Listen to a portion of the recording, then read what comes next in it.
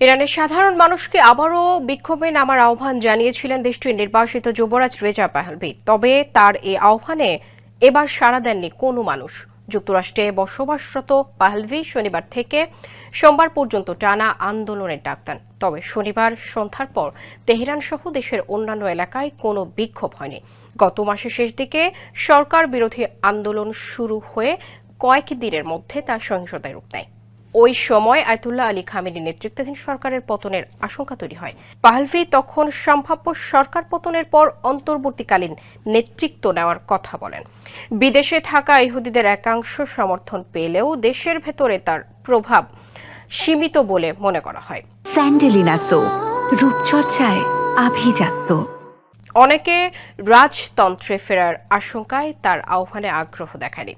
সাম্প্রতিক সাড়া না পাওয়াকে কঠোর দমন নীতির ফল হিসেবে দেখছেন বিশ্লেষকরা। তাদের মতে সরকার নিরাপত্তা ব্যবস্থার মাধ্যমে আন্দোলন নিয়ন্ত্রণে আনতে সক্ষম হয়েছে।